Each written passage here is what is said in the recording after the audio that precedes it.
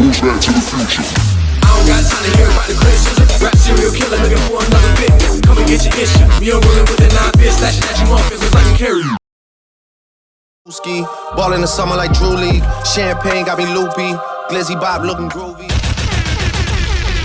Whoa, what's up, what's up, what's up?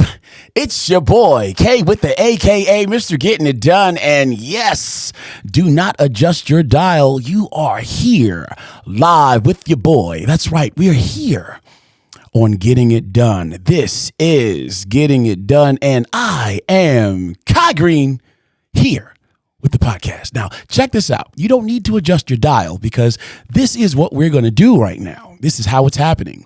We're going to bring you some interesting conversation and give you an opportunity to meet somebody that I think you really want to know. I'm going to tell you why. Because, well, some people are afraid. In fact, some people have called him the boogeyman. I know him as a near, dear, and personal friend, training partner, and, well, you know what? He's somebody that is really, really worth knowing. I've gotten a chance to talk to him just a little bit, and I would like for you to get an opportunity to meet somebody that I think is truly, truly a force to reckon with. He's a force of nature. In fact, guess what? He's a professional bodybuilder, and he's getting ready for a very, very, very important competition. It's going to be his pro debut. It's called the New York Pro, and it's happening very, very soon. We've gotten a really cool opportunity today to meet him and talk with him and get a little bit of an insight into who he is and how he feels and what he thinks. I'm going to introduce to you somebody that's really amazing. He's a star of stage, film, TV. He's an influencer. He's got more than millions of followers on social media. And right now, it is my tremendous honor and privilege to introduce to you Blessing Awodibu. Damn, Kai, you made me laugh. That was some intro. Well, thank you, Kai. It is an absolute blessing and honor to be here with you today. Sitting on the same table, chopping it up. Chopping it up. And getting it done. That's what we're going to try to do today. I wanted to take a minute and see if we can get you. But I'm mad, though. I'm a little angry. Because today's a little special. What do you mean special? Of course, because you don't know what day it is? What day is it? Today's Patty's Day, bro. You mean St. Patrick's Day? St. Patrick's Day, bro. You didn't wish the boogeyman happy St. Patrick's Day, bro. Oh, I'm Irish too, right? I'm Black Patty. What? You're Black Patty? I'm Black Patty. You know what that means? You're Irish? I'm Irish, bro. Really? Wait a minute. I thought you were from, weren't you? Nigeria. Nigeria? Yes. Isn't that a country in Africa? Yeah, but I grew up in case you don't know. Talk to us. I grew up in Dublin. And I was 9 years old when Dublin in Ireland? Dublin, Ireland, yes. How does a Nigerian with all the tremendous talents that you have find his way in Ireland? Oh man, Dublin. Long story. I mean, give us the abbreviated version. Talk to us a little bit. Okay. Where do you come from, bro? Talk to us. Growing up in Africa, I did not come from a wealthy family. My father was a farmer, and my mom is a stay-home mom. Your father was a farmer. A farmer, yes. And every day is a struggle. As a kid, you have to worry about where your next meal is gonna come from. I got 5 brothers. I came from a big family. You have 5 brothers and 1 sister. And 1 sister. And during those times, my brother, the oldest in the family, my oldest brother was living in Ireland at that time. Your oldest brother? Yes, he was living in Ireland. He had left. Nigeria. To be honest, I could not even tell you how he got to Ireland. Okay. He walked by boat. I don't know. Why he made it. He made it to Ireland somehow. However he got there. I couldn't tell you how. But it did. Well, we imagine he didn't swim. Yeah. Okay. Yeah, so I was 9 years old when my parents thought it'd be better for myself and my other brother, to escape Ireland, to escape Nigeria. The poverty, because it is not easy, bro. Where I'm from, you're not supposed to survive, and in Africa, especially Nigeria, because of all the corruption and stuff. What is that? When you say what's corrupt in? The government, and there's no giving back to people. There's no such thing as welfare or support from the government. If you're poor, you're poor. You're gonna die poor, and there's nobody gonna help you. Unless you have some sort of talent. Even though when you do have talent, like a footballer, a singer, whatever, it is still very, very hard. You still got to go through those times. And if your family is a poor, it's it just make it all worse. So I came from that poor background, and we was lucky that my older brother was living in Ireland, so my mother thought that'd be a great opportunity for myself. Did your older brother send for you? What? Did your older brother send for you? No, not really. This was a decision from my parents. From my your mother, parents? she just don't want us to hand up like the rest. You know what I mean? She want a better life for us. So your mother wanted a better life for you. Yes.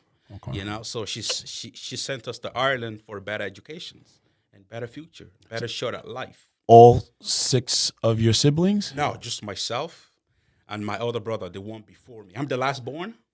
I'm the one before You're the me. baby. Yeah. You're the baby of 7. I'm the biggest one too. What? You're Yeah, 300 pound, the 300-pound baby. Is that what it is? Shit, don't play with me, Kyle. Hey, I see you eat a lot of people's food now. You see you trying to eat mine. I got an MRE shit. over here. I'm gonna hold on to because I'm gonna keep it on this side of the table because I know you like to eat. I love to eat, Kyle. I got to eat. Apparently, that's probably what happened. Your mama said, "Hey, you know what? You Enough, my food." enough. We're gonna get rid of you soon." No. I mean, sorry to say that, but man. so tell me about that. So your mother said to you, Yeah, bro. How old were you? I was 9, and funny enough, she gave us to a stranger, and that stranger gave us someone else's new name, and a new passport because we're nothing, we're no passport, and in order to travel, you need a passport. You needed a passport to travel. And we didn't know where to get a passport, Like I said, we're extremely poor, so that stranger gave us someone else's passport. So now Wow. myself and my brother were traveling with someone else's identity. Wow. So at 9 years old, I'm 9 years old. You- I didn't know. I didn't know what was going on. You But- know what I mean? but you understood that your mother had organized a plan Yeah. with someone that she didn't know, No. that you didn't know, No. It's a risky move. to help you travel to a place you'd never been before, that she'd Go never been survive. before, but for the purposes of survival. Yes. So to have a chance at a better life, Yes. this is what your mother was willing to do. And I'm glad she did. Wow. Wow. And you knew this at 9? Yeah. And what makes it harder was we had no English. Oh, so you didn't speak English at 9? No, I had a little bit of, because, we're, no money to go to school to learn English, but I had a little bit, just before flying. I know the basics. What could you speak then if you weren't speaking English yet and you didn't get to Ireland yet? So even the language that you would probably have to pick up there. What were you speaking then like at in 9? Nigeria, we had a lot of languages, because they're different tribes. So I'm from the Yoruba tribe. Yoruba tribe. Yoruba. Yoruba. So we speak Yoruba. Ah. But the common language that everybody speaks is English. Okay. But because we grew up in the village, everyone speaks Yoruba. Yoruba. If I had grew up in Lagos, which is the Lagos. capital back then, The capital of Nigeria. Abuja is capital now. Abuja. Yeah. So if I grew up in Lagos, I would have learned a little bit of English, but there's no means of, the parents sending us to the big city to study and all that.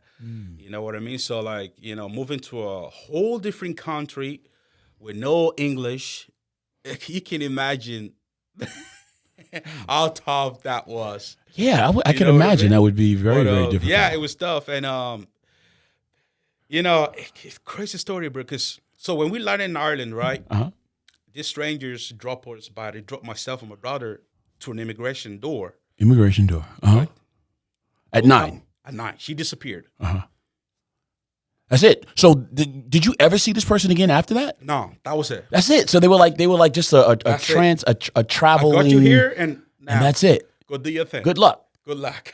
Ah, With no English. With no English. Yeah, just tell them you know English. You know nothing. And That's what only she said. enough that you could have learned by Yes. 9 Yes. of the Yoruba religion. I mean, the Yoruba language. Yoruba language. I actually remember when we got to the immigration office, and because we were just speaking rubbish, bro. Like we were just speaking Yoruba, a little bit of broken English here and there. I remember them actually calling our interpreter to trying to interpret what we were saying to the.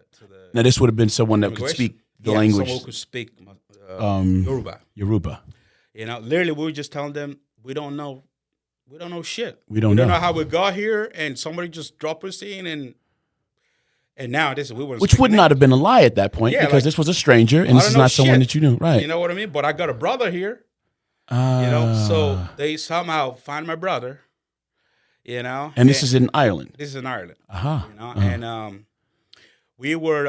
So you're in the consulate. You're in the consulate office like in Ireland. Yeah, they put us somewhere. You know, I remember we slept a few nights there. So you're at this point you're technically a little boy. Yeah, 9 years old. Yeah, that's in the midst of making this giant move. I was kind of lost.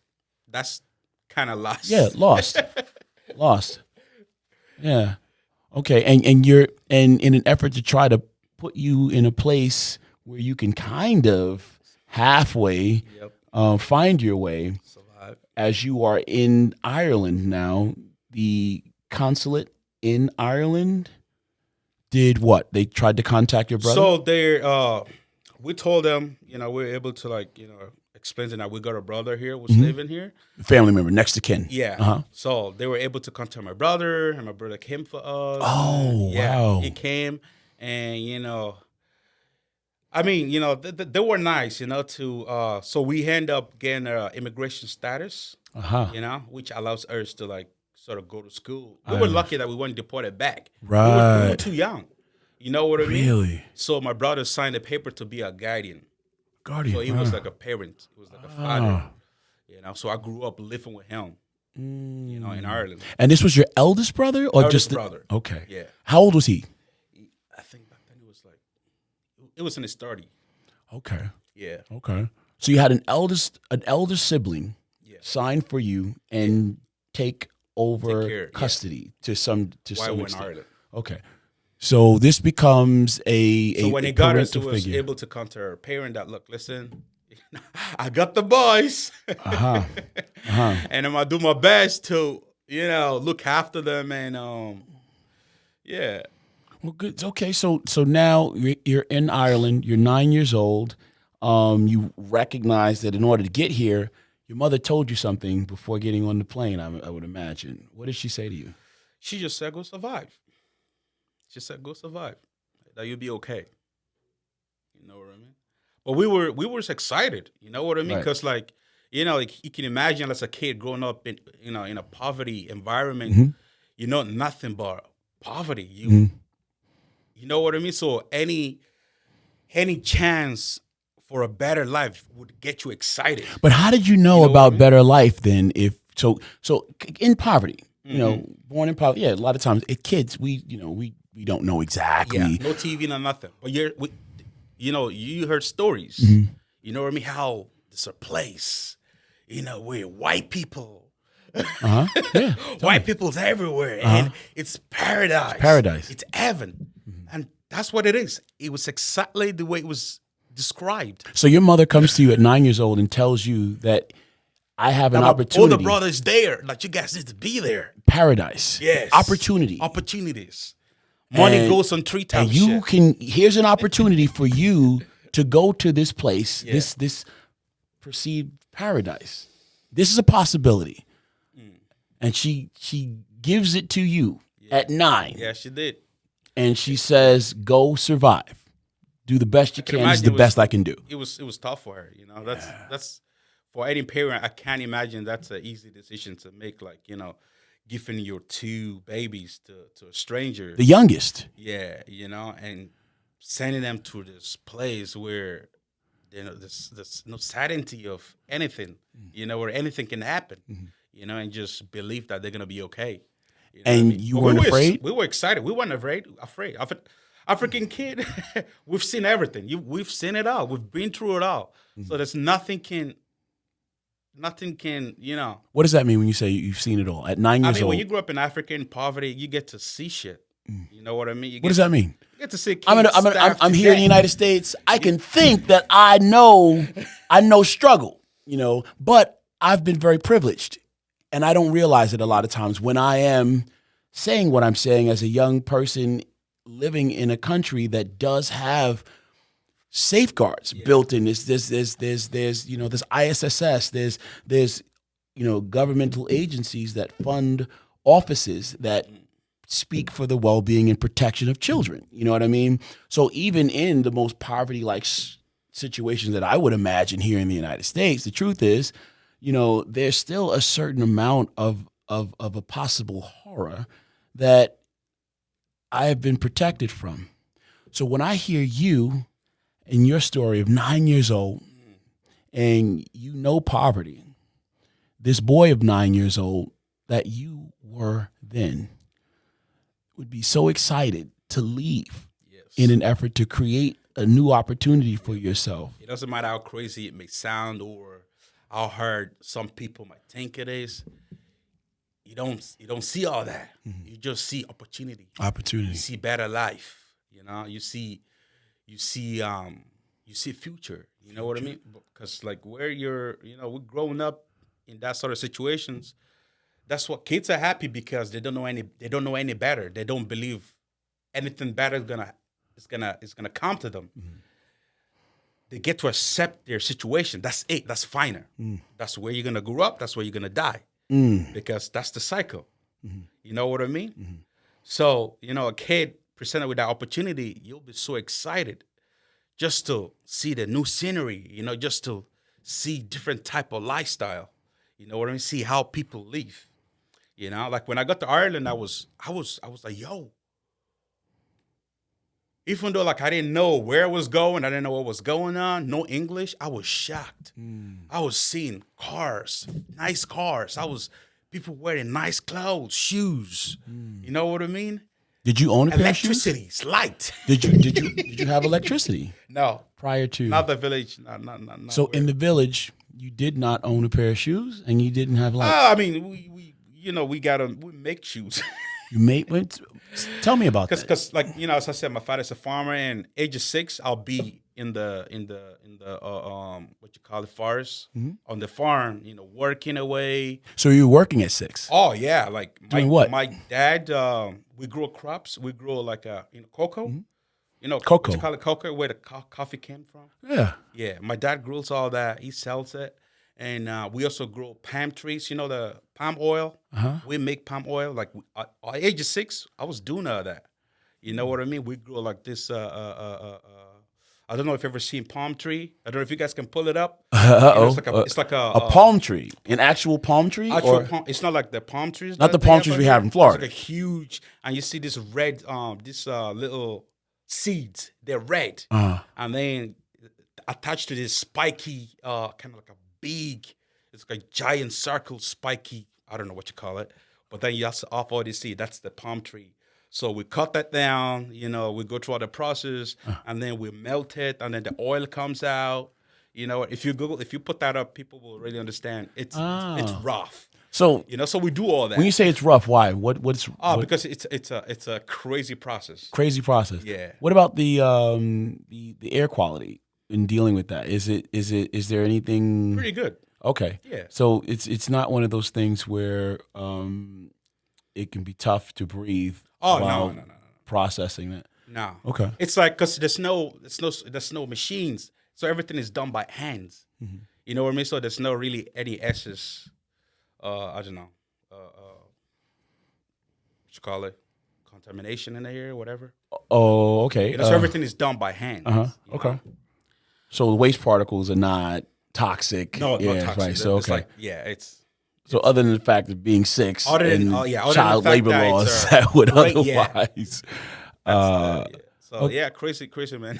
So okay, so at 6 years old, we're not foreign to the idea of working, and by age 9, we understand that we are entrusted with an opportunity to better yourself, and that has come in a way of being able to get on a flight with a stranger. Travel to a place that you've never been before. Yep. And your mother is telling you this is how you're going to make it. Yeah. Do the best you can. Okay, so now you're here. You're in Ireland at that time. And what happens there? How do you go on? First, we had to go to school, so they get all set up, and of course, no English, so we had to start from scratch. You know what I mean? So we started speaking a little bit, we pick it up, and then we became, one of the people. What is school like when you're 9 and you come into class for the first day and you don't speak the language? What language did they speak in the school in Ireland? Or they did speak? They're supposed English? to be speaking Irish, but they don't speak. Well, there's a different school for just Irish speaking only. Okay. But it's mainly English. Mainly English. Well, they have their second language, which is Irish, which is not popular. If you want to speak Irish, you gotta. And of course, actually, in school, you have an opportunity to study Irish as well, because you can do like 3 or 4 different languages. So I did French, I tried Irish, it was too hard, and of course English. And English.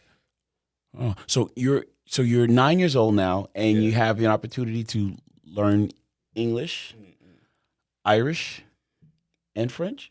I didn't really, and French.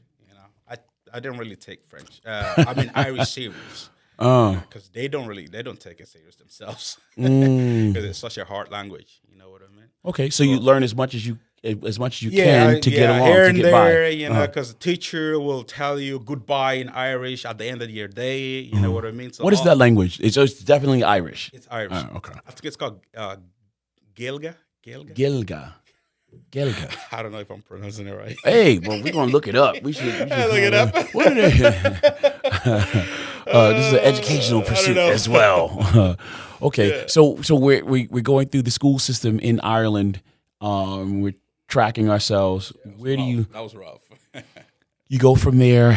And what are your thoughts then? How are you going to take advantage of this huge opportunity? How are you going to make the success for yourself? I was a very happy kid. Just seeing this new life. Being around these people and having this new opportunity. I was excited.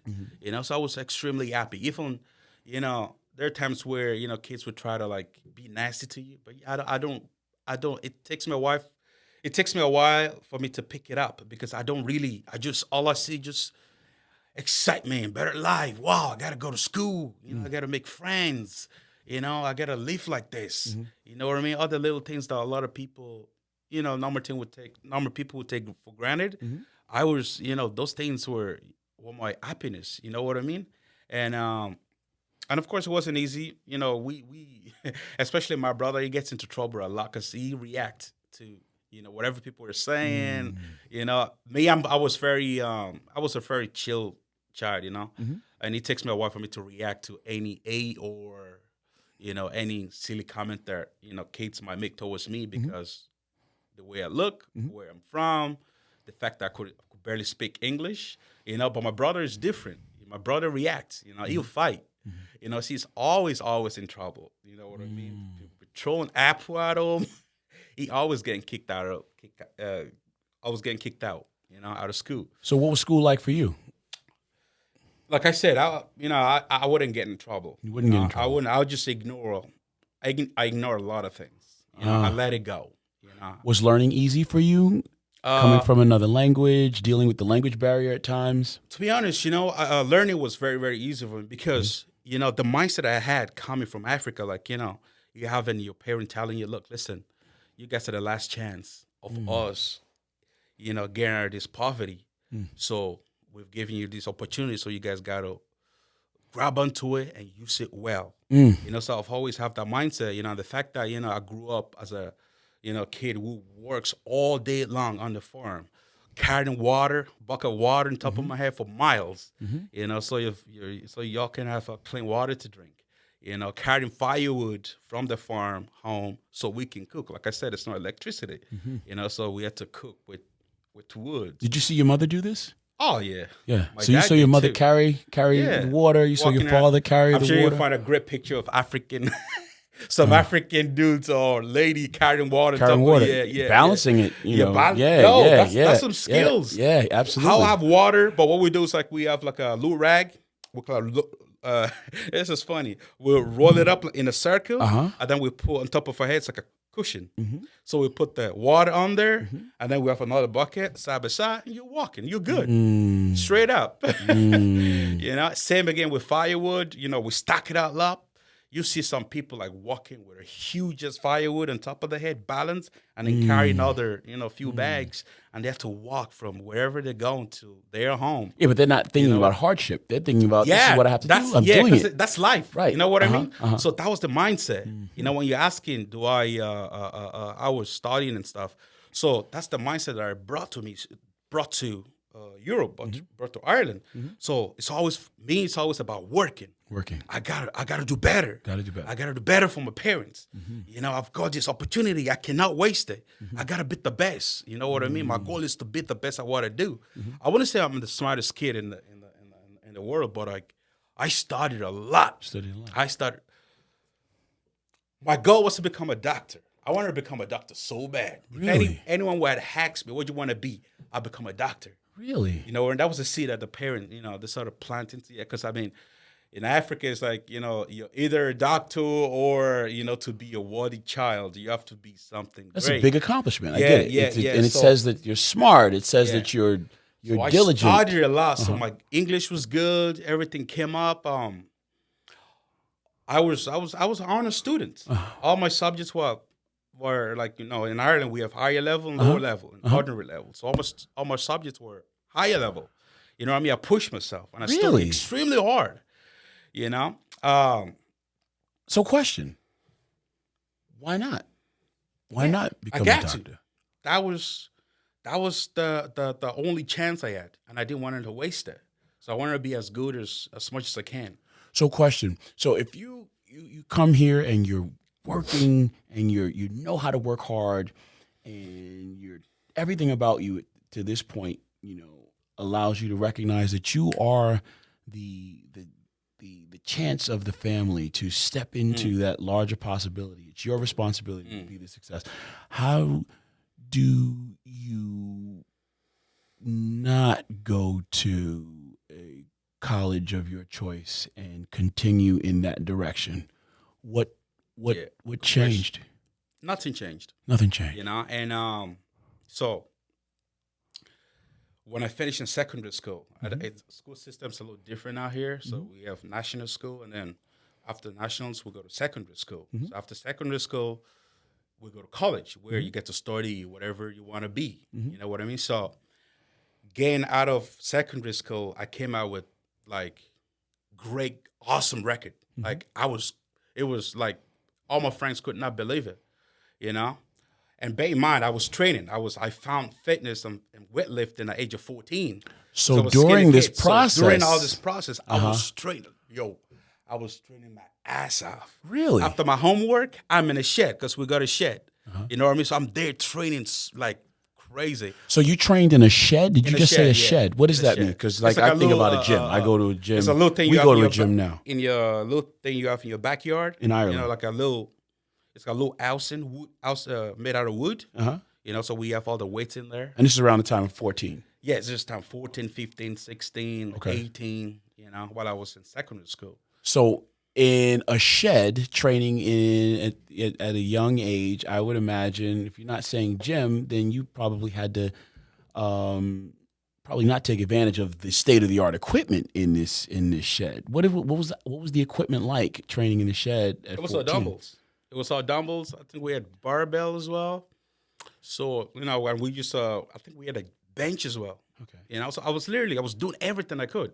So a bench, dumbbells, and maybe a lot some of barbells, dumbbells. maybe. Yes, and a lot of plates. A lot of plates. Because my brother as well back then he was into weightlifting. It was jacked. It was big. You know, so we all used to work out together, and all my friends after homework we do that. You know, and so going back to reason why I didn't go to college. So after the living certificate, you know, you do that's the big exam that you do in order for you to go study whatever doctor, whatever you want to be in college. So after the living certificate, I got my result was awesome, and I got an offer from one of the university in Ireland. Okay. Called the University of Limerick. Okay. You know, University of Limerick. Yes. You've been to Limerick. You guest post there. Oh, wait, Yes, wait, yeah, you did, you oh, did, Lord. you did. Okay, You yes, guest post yes, there.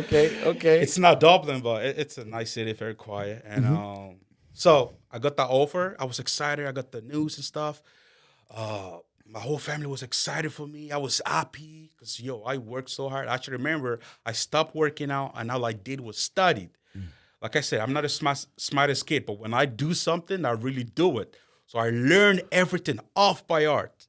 So I was able to just throw everything down, because I have it all cramped up in my head. You know what I mean? So I came out pretty good. And so when I got that offer, everyone was excited for me. And then that's a government fund that I'd applied for.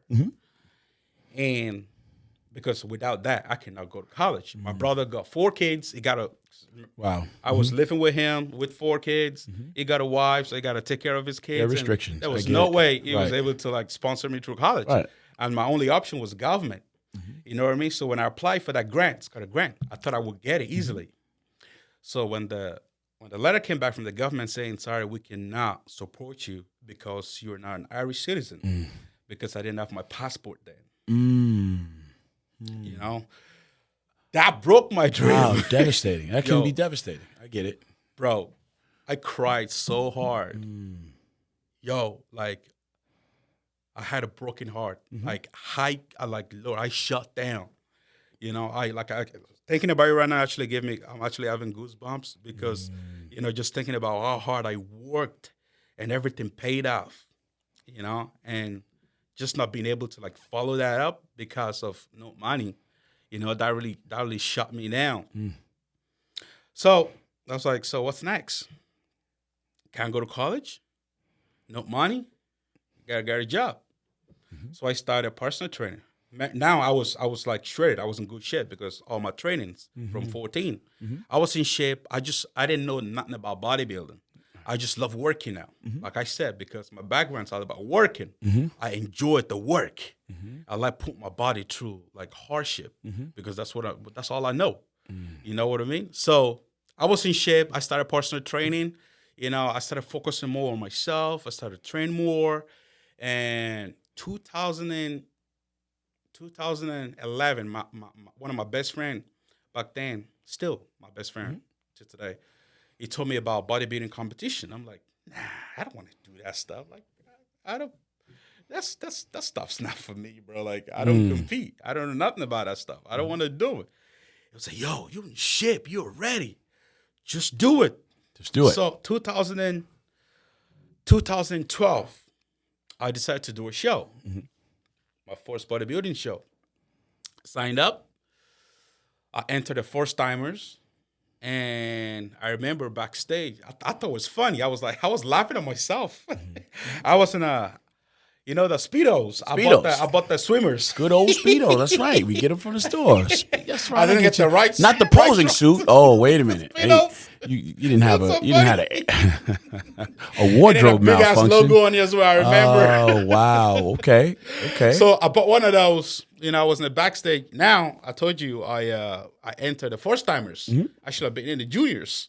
So in the first timers there were monsters. Okay. And it's the skinny little boogeyman, but shredded.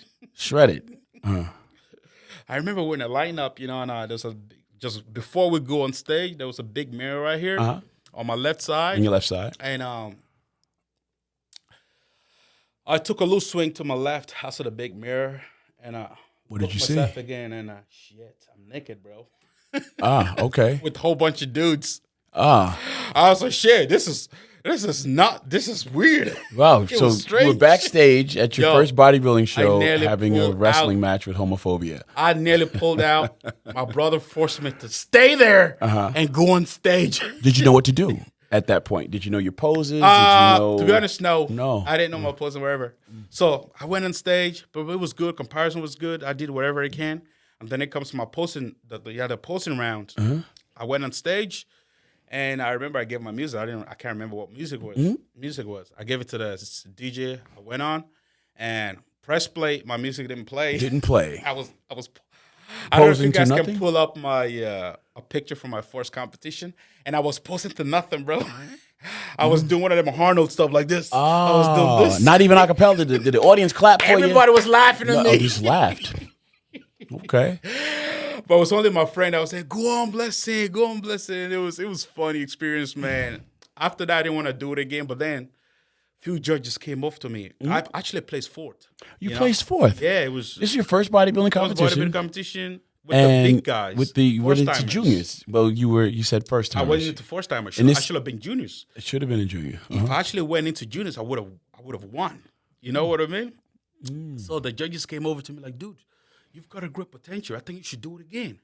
I said, "What? You think so?" Yeah. Because you was in the wrong class. You weren't first timers. Those guys were big. If you was in the right class, you would have walked away with a win, right? It's like, "Shit, you think so?" Yeah. And then that's the first one came, the second one, the third one, and then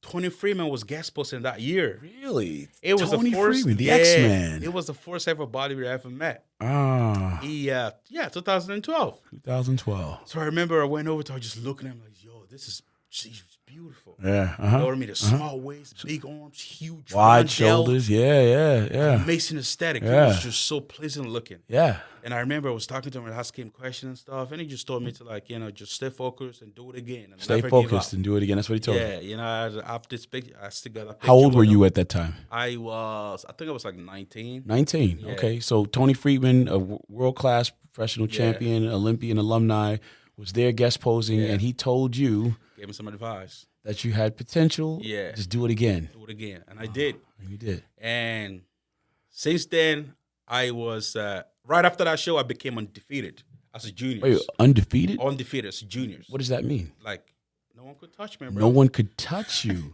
So after your first show, Yeah, after the first show. what happened? So the next year you came back? Or The first one I did was spring. okay. And then we have the RBBF Irish Nationals around October. So I won that, juniors, 2013. Only your second Second show. competitive bodybuilding competition. I won it. Third show. I won it again. And 2013, they gave me a qualification to go represent Ireland at the European Championship. European Championship. That was my first international show. So I went there. I didn't place in the top 6. And they just said I just gotta come in better conditions. 2013, I got an invitation for the Arnold Classic Juniors. Also, I did not make top 6. Then I started asking questions. Okay. What were the questions? My purpose. Why am I here? My main purpose is to better my family's life. Right. Like I need to be realistic to myself. I need to do something to better my future, because I wasn't just taking it for myself. Right. You know what I mean? And I had no time to waste.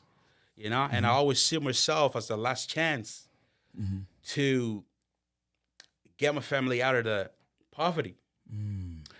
So I said to myself, this is going to be my last. I'm going to sign up for another show, which is the Arnold Class. I got another invitation for the Arnold Classic 2013, my last year as a junior. So I said, I'm going to do this, and it's going to be my last bodybuilding show.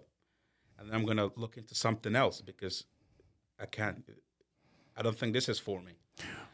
Why? Because I wasn't placing in 2 international shows. So what does that I wasn't mean? good enough. Really? Yeah. So in order to be good enough, you felt like you needed to win. Yes. I had no chance, bro. I know time to waste. You know what I mean? But what does that mean if you win? If you win, how does your family's life improve from you winning?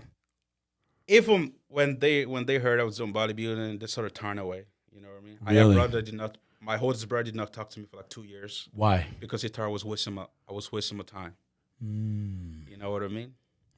So your dream of being My a dream success, was to be the best success. And Be the whatever best. I do, Uh-huh. I have to be that successful. I have to be that blessing for my family. So To help them out. Identify that bodybuilding is going to be the rock that you build your church Yes. on. Okay, so this is it. This is how I'm going to do it. This is it. Okay. I had no time to waste. So you do this for 2 years now, and you're met with less than Yes. the success that you I have start been to ask working questions. for. Okay. So I give myself one last chance. Mm-hmm. So I went into Arnold Classic 2014, my last year as a juniors. Okay, this is it, Bless. If we don't place here, we are looking into something else. Maybe trying to get a job. Maybe trying to, apply again for that government grant and Go to back to college school. and be something great. So I went into that show. To all my surprise, I won the whole show. I won juniors and I won the juniors overall. Really? And this was a surprise at this point. This till today is still my biggest motivation. Yeah. Why? Because he gave me that victory gave me a sense of better belief in myself. That there's a chance out there that I can make it. That I should never give up. I should keep going. So that moment of success for you, yes, became proof to the point that you can do it. And if there is a greater possibility that you expect to happen for you on this rock in this experience through bodybuilding, yes, we believe that it was that much more proof to you. Yes, with that achievement under your belt. 100%. Got it. So what happened then? So then I met you. Now, what does that mean? Because there are people at home that are listening. They're going to be listening to this. What does that mean? Bro, Bro, that win right there was everything, bro. It was everything. Everyone was happy for me. I was so happy. I was walking around because Arnold Classic, it's always a huge expo. Arnold Classic Europe. And you was always there as well. So that year you were there. So I was walking around with my medals, like everybody was like, yo, this is awesome. And then I remember walking past your booth. There was a huge crowd. And I caught the crowd. And you look at me, our eyes lock eyes, and you're like, yo, come over here. I saw the medals on your neck. You saw the medals on your neck. Yes. You did? Yes. I'm sure. I'm gonna send a picture. The guy can pull up the picture. We sat down. I think I was wearing red. You were wearing red as well. In a little table, and I was like this, just like this. That's what we were. And we were talking. You're a lot smaller then. Hey, boom! Shit. So we were talking. We talked for ages, and I remember your your guys. They were like, "Cut. We got Q right here, bro." Yeah, you just told me to keep going. I remember you asked me, so what's next? And I said, I'm gonna take some time off. And you was like, no, don't take some time off. You gotta keep going. So that's what I did. I took some time off, and I actually set a goal to Tom Pro in 2017. So I knew I needed a bit more work. I need to have more mass to my frame because I'm pretty tall enough. So I just need to fill out a little bit more. How tall are you? 5'11". 5'11". She's just about 6 feet. Yeah. I mean, you stand over me. I'm like 5'8". Another one of these tall brothers. Actually, I'm not that tall, but I'm tall enough. Yeah, so. You got the inches where you need them. Yep. I hate you. No, I'm just kidding. Go ahead, bro. Go ahead. Tell your story. I'm listening. Yeah, so I took like 3 years off, and I promised myself to turn pro on the Arnold Classic stage. And so after 3 years, I went back 2017. I was still working. So I didn't tell.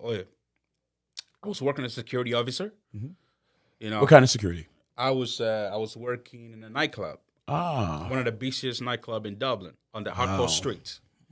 Yeah, that bouncing is very, very interesting, very tough work. In Ireland, it's very tough. These people like to fight.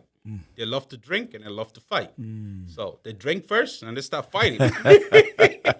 And when they call you out, you got to fight. The Irish people will not let you go. You have to fight. You know what I mean? They love to fight. So, you know what I mean? So it was tough, and what was I talking about? So you learned how to fight. You certainly knew how to fight. What was I talking about? Where was I? So you graduated. Yeah, I was getting ready for my pro qualifying show. So and I was working as a security officer. So 2017, that year, I decided to give up my job and just focus on bodybuilding and social media. So I give up my job. 2017, social media was still really becoming. Yeah, Instagram was still like, it was kind of not fresh, but like kind of still fresh. Vines was kind of popular back then as well. Vines have moved on. Yeah, you don't hear talk about Vines anymore. Yeah, and so that year I gave up my job. I started focusing on social media because I needed a way to market myself. I need to get myself out there. Growing up in Ireland, there's no there's no such thing as bodybuilding. Bodybuilding is there, but it's very, very small. We have no IFBB pro bodybuilder. I think I am like one of the only IFBB pro bodybuilder in the open from Ireland right now. Right now. Yeah. And so it was, I had to find a way to get myself out there and quit my job, give me more time to spend more time on myself. Spend more time on myself and on social media. So that's when I started making videos, as well as getting ready for my pro qualifying shows. Yeah. So this is around the time when people started to see you. Yes, that's when my shit stopped blowing up. On your social media And as well, I got my platform. pro card because that year I did 4 shows back to back. Crazy muscular black Yeah, man I was doing so this busy. interesting stuff. For real. Jumping over. This is actually just before you started jumping over Ferraris. Yeah, this was before. Yeah, this is before. Ferrari was an advance. You know what I mean? They're levels, bro. It was like, you got to climb it up a little bit by bit. Indeed. Yeah, so 2017 was a busy year. 2017. Yeah, that's when, I start to see, a lot more gains. From everywhere. It just shows like, what you put in is what you get out. And then again, I say, back my mind was, I got to work. I got to be great. I got to have my family out. So I got to do whatever it takes to be at the top. I got to be the best at what I do, So that's my goal. That's my drive. Going into a bodybuilding show for you is not just, I need to win a trophy, so, I have something to brag about. This is it's different. How so? It's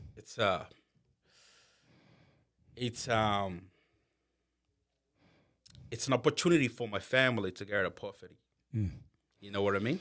So it's bigger than just a trophy for me. So that's why I gotta be smart with every move that I make. You know what I mean? So just to create that bigger opportunity, even though let's say just win one show, for me, it has to be bigger than just winning that show, that one show, if you know what I mean.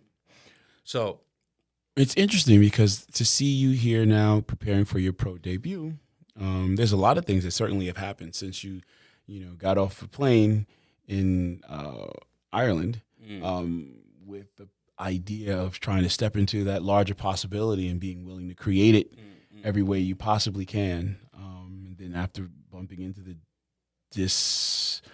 I would say, discouraging situation that happened with the school.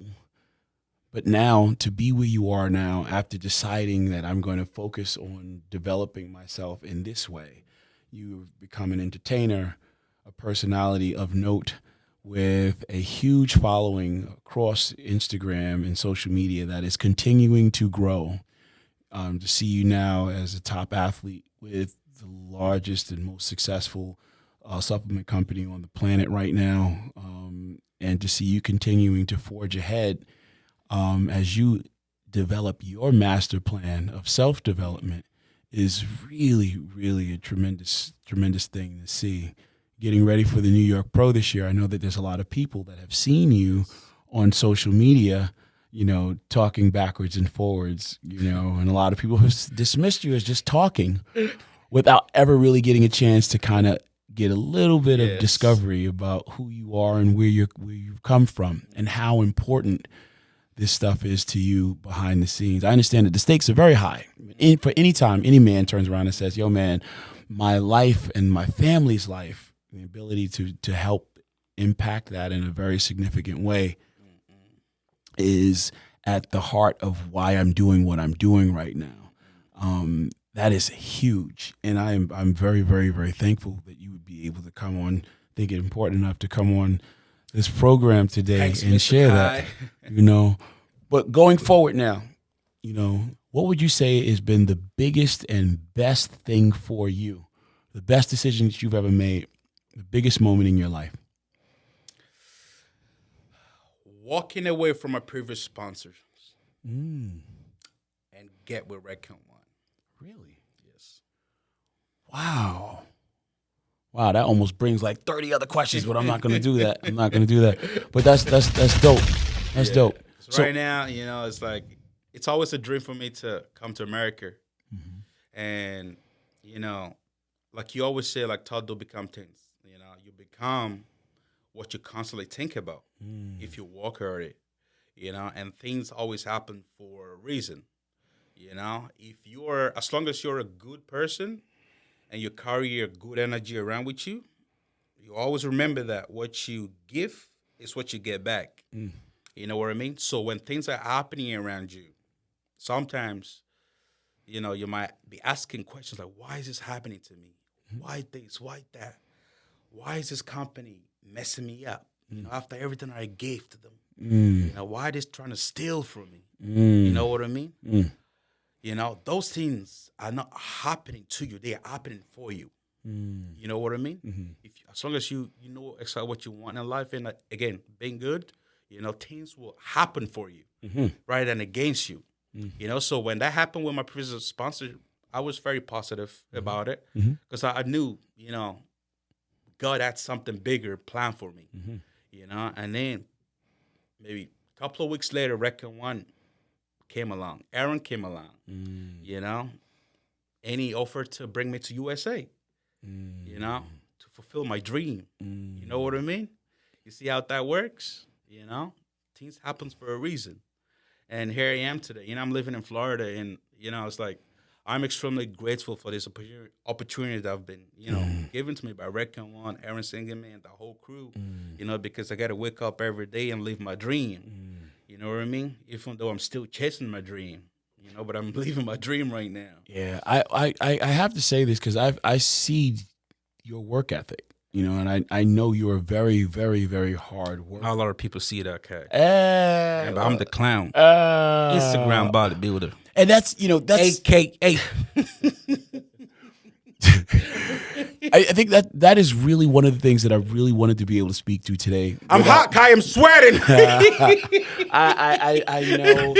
You know what? Where's the AC? Where's the Aaron AC? Singerman, turn the AC up. Wow. We're still grateful for opportunities. But can you turn up the goddamn AC? How do we work in these conditions? Damn it. Feels like I'm in an oven right now.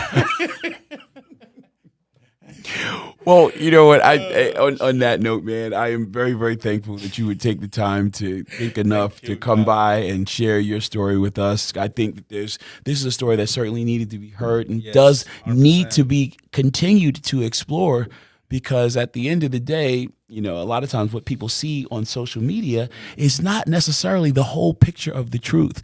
They see you playing around. People have seen you, play yourself as the joke and the joker and sometimes the butt of the joke. However, behind the scenes, don't get it twisted.